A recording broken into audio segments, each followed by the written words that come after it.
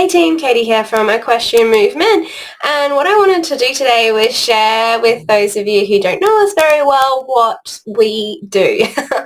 So Equestrian Movement is our online holistic horse handling program where we go in depth into our particular methodology of how we're going to work our horses in a way that aligns with our values, so that we have a horse that enjoys being ridden and enjoys learning and asks to be ridden. So we have our online training program, which is the Holistic Horse Handling Program, and it layers modules on top of each other that work in alignment with these values of how we want to be working with our horses. So Equestrian Movement also works hand in hand with the Equestrian Spirit riding school, and so in that school we implement our holistic handling method and those pillars and how those pillars stack on top of each other. So we have this really great opportunity where we get to see our whole program applied right from the beginning. So we work with any horses from completely unbroken to horses that have experienced trauma, or experienced educated horses that we're looking at working with in a particular way. And then we also work with riders all the way from the very beginning, from the get-go, that have never ridden before, through to experienced and advanced riders. So we get to implement these training skills and this training philosophy across a broad range of horses and a broad range of people and levels of experience, which is pretty cool because all of my students tend to bring, their own questions, their own experiences into the school itself. And so it means we get to explore and experience the different aspects of how the holistic horse handling program actually implements in real life. So that's, the fun thing about our program is that that it's trialed, it's tested, it's updated, it's adapted, it's adjusted, and we want to stay in alignment with our values, and we work with people who have the same values as us so that they can help us stay in alignment with those values as well. So just a quick look at what those values are. What we're looking at is building out psychological safety in our horses. So what does psychological safety look like? It means that our horses have trust, faith and confidence within themselves and within their relationship with us to be able to communicate their needs to us. So if we're having a problem with our horse, we're not just going to push them through it, bully them into it, drive them harder, reprimand or punish them for it. We're going to actually try and figure out what they're trying to communicate to us. So we want to give them the safety that they can communicate their needs to us without, fear of punishment or threat of punishment. And then we're going to support and adapt our training style to better suit the individual needs of the horse. So our first step that we're going to look at is does our horse feel safe around us? Does our horse feel safe to relax around us? They need to feel safe to relax around us so that they can start feeling safe to communicate to us and to communicate their needs to us. A lot of horses don't get this experience because, whenever they've tried to express a certain need or pain or that they don't understand or that they can't do what's being asked of them, they often get punished for it. So they stop trying to communicate to us. So part of implementing our holistic horse handling program is making our horses feel safe to communicate with us and to start kind of drawing them out of that shell that they've quite often internalized themselves into, or if they're more on the spooky or aggressive end of the spectrum, giving them the skills to can feel safe in connection with us so that they can express their needs to us without feeling like we are the threat.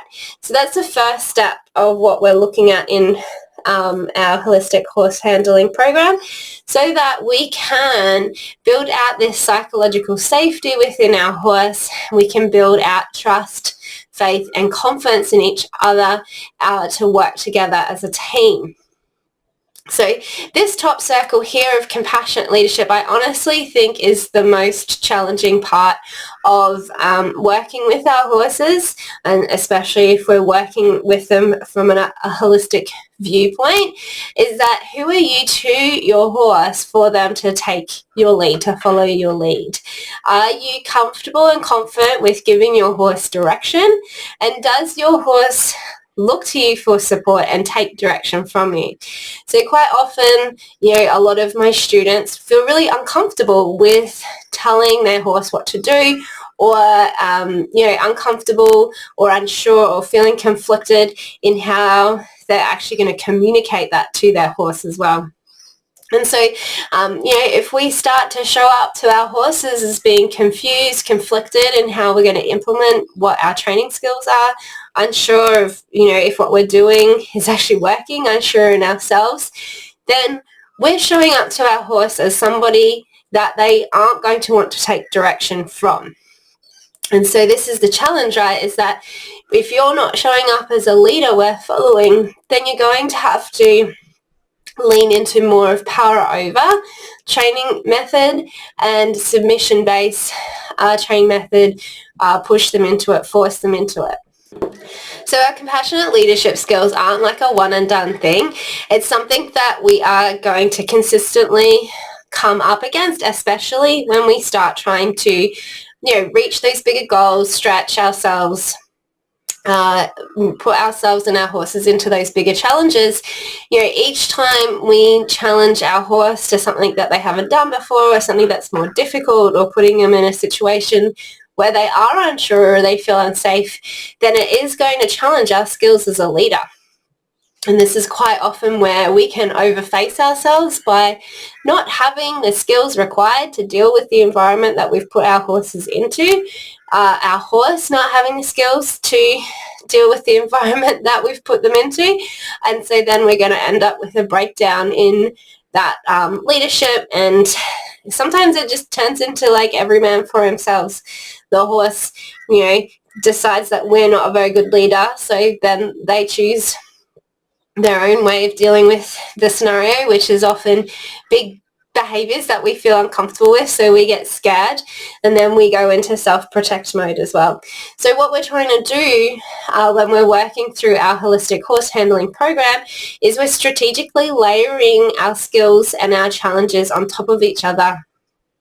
It's inevitable that we're going to overface ourselves and our horses, but we're working on, incremental challenges with a